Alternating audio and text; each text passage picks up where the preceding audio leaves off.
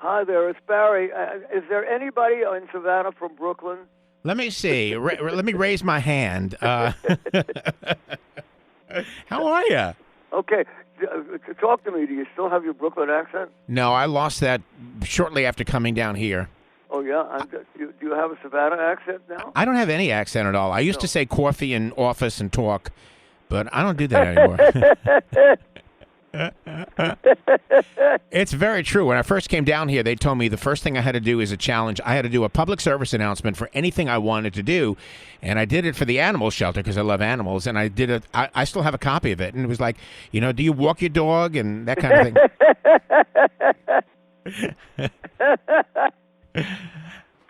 That's funny. Well, yeah, I've lost mine too. Although when I get excited, it comes out without me thinking. Yeah, that's what people tell me.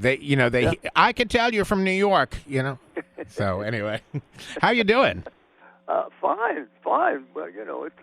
I just read that there seems to have been an earthquake in California. Yeah, but it wasn't anywhere near me. While I was waiting to get you on the phone, it's up north. Right.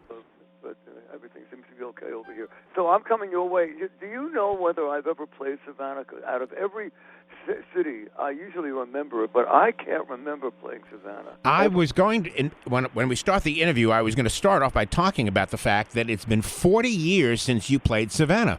Mm-hmm. You played Savannah at the Johnny Mercer Theater, the Savannah Civic Center, about 1984, 5, something like that. Mark has been with me since '84, and he didn't remember it either. If it was '84, are we on the air yet? Well, I'm recording. Oh, you're recording. If it was '84, it was one of my favorite tours because '84 was I was promoting the 2 a.m. Paradise Cafe album. It was my first jazz album, and I was in heaven. And I loved that tour, and I loved that album. So if I did it in Savannah, well, they saw a really great show. It was a great show. I was there, and what I remember about it was you started the show by coming up from beneath the stage. Yeah, well, yes, it was that was the look. Yeah, I remember that too. It was a great show. All these shows have always been great, but that one for me, it was. I had girls in the band, if you remember. Yes. I had a girl percussionist and a gorgeous girl sax player, and it was a thrilling tour. I'm glad the people in Savannah were able to see that one. It was a great show, and that was my question. Why have you been such a stranger? It's been 40 years. Where have you been? Well, you got to yell at somebody else instead of me. I'm not in charge of that. I'm happy we'll be back. We're coming back. Watch out! Here I come again. So you'll be here on January 15th at the Enmarket Arena, which is brand new. It's about a year old, and I guess you're doing a Hitch Tour. It's going to be basically most of the hits. Yeah, that's what the audience seems to want. I'm happy to give it to them. Yes, as I'm talking, I mean, years ago I stopped doing songs that I like and decided I would do songs that they like. And I am lucky enough to be able to fill up a full show of songs that everybody still knows. It's amazing that I actually have this catalog, this amazing catalog of songs. That people remember and recognize, and so it's a great 90 minutes or so. Aren't we about to celebrate the 50th anniversary of Mandy? I guess we are. I was 13 years old when we made that album. That's amazing. Was it 74? Was it? 70. Yeah, it was number one, 1975. 75. Okay. Yeah. Are you going to do anything to celebrate? Yeah, we'll just play Mandy all day long.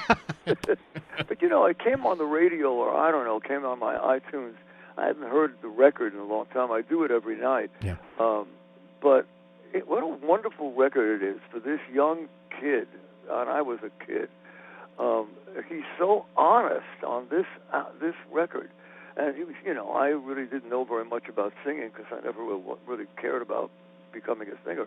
I was a musician and an arranger and an orchestrator, and that's what I that's what I was going to do with my life. And here came this record with this young kid singing a love song, and it was so honest. After all these years later, I understood why it was a hit record, because I never really understood why it was a hit record all these years. Mm-hmm. And when I heard it for the first time in a long time, I went, oh, and it's a beautiful sounding record, mm-hmm. considering it was done so many years ago. And you did you produce that with Ron Dante? I did. Yeah. Yeah.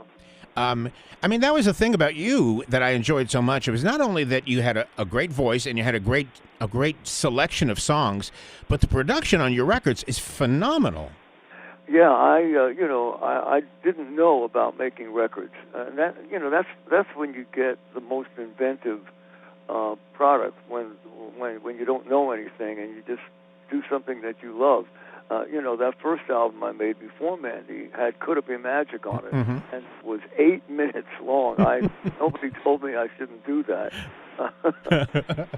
Records are supposed to be 2.5 minutes, 3 minutes long. Mine was 8 minutes long, and it rocked everybody. It was based on a Chopin prelude, and it was it was a passionate song, and I didn't know I was breaking the rules then, because mm-hmm. I didn't know anything. It just felt good to me. I got to think that working with Clive Davis, he must have been a great mentor. He was, and we fought tooth and nail. Mm-hmm. And that's what mentors do. No, you shouldn't do this. You should do that. No, you shouldn't do that. You should do this. That was our. But we've gotten through all these years, and I just got off the phone with them yesterday. We're still friends. We're still colleagues. We still talk music. We still. It's just as if no time has gone by. This man, Clive Davis, is. Give me an hour. Give me 2 hours. I've never met anybody as gifted as this guy. And to add to boot, he's just a great person. Yeah, I can imagine that the interplay between the two of you in terms of should I do this and what should I do, and he gives you advice, and I think he was the one that said he gave you Mandy and said to slow it down. The original version was pretty fast. No, I did that. Was that you? Okay. That. And I actually asked him when he heard the original version of Mandy, which was called Brandy. Mm-hmm. Did you know I was going to slow it down and make it into a? Because he didn't know me. This was our first time ever working together. Right. He didn't know that I was an arranger, and that's what I was going to do. I was going to throw the record up in the air, because I found the love song hiding in that demo that he gave me.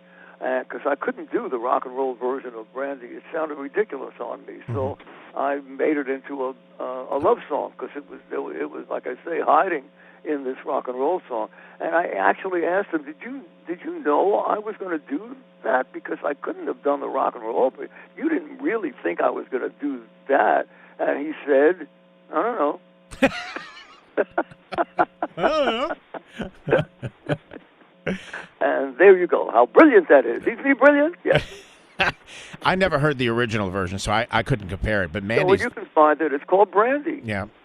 Yeah, okay. Not the Brandy that Looking Glass. But we right. changed it. There was another one called Brandy. Right. Yeah, so we changed the name from Brandy to Mandy. But you can hear it, and you hear the difference in what he gave me and what I wound up doing. And anyway, I'm glad it worked. I'm glad it worked. Me too.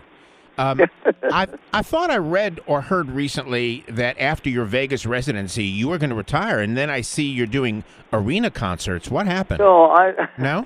No, I was never said retire. I said get off the road, and we have. We've been off the road for. Well, I used to tour for months at a time. I forgot the names of my dogs. I just went back to Brooklyn, right? Right. I forgot the names of my dogs. So, I just had it with the lockers. They put that's what your dressing room is. Mm-hmm, mm-hmm. Is lockers in an arena, and with jock straps and old socks. I just had it. So I said I'm done touring, and I was. And then we got this gig in Vegas, and I keep my band together, keep my crew together. We still have a great time on the stage, but I can go home and play with the dogs. So but now and again, we had the whole month of January off, and I didn't, I've got my band and my crew, and they've got mortgages and children, and so I said to Gary, book me, just give me 6 or 7 one-nighters so we can all keep working, and so that's why we're doing it. But I don't tour anymore like we used to. Okay.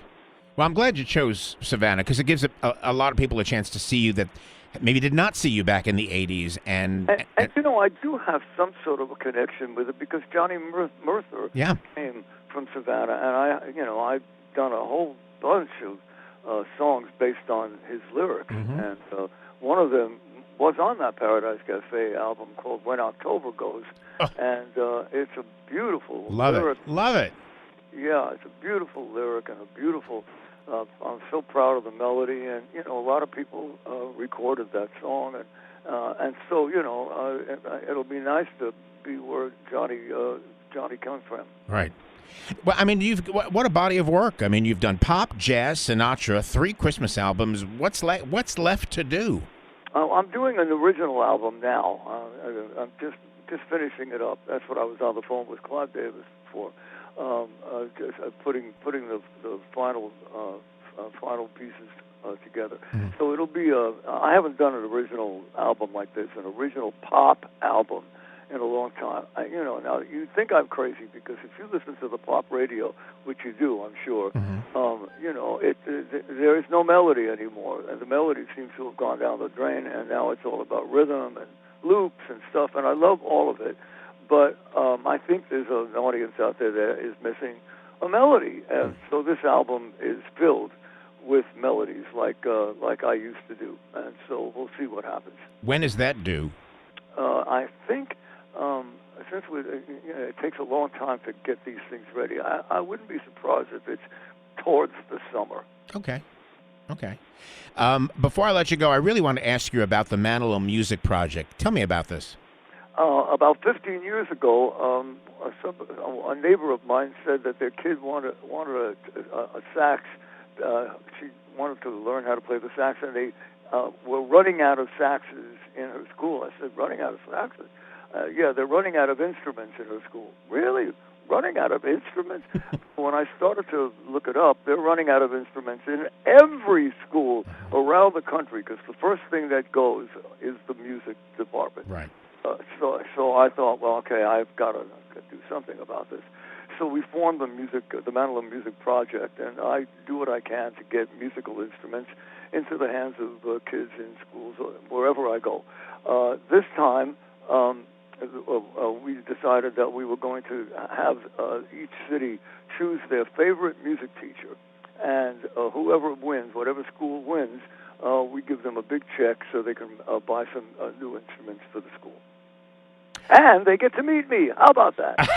Yeah, who needs the money? Are you impressed? I think it's a terrific idea, because you're right. Arts projects go first, and so you're doing $5,000 for the winner, and I understand $5,000 to buy a musical instrument and the VIP tickets. That's it. That's awesome. It. You got it. And you're doing that in every city that you're going to? We are. That's great. Okay.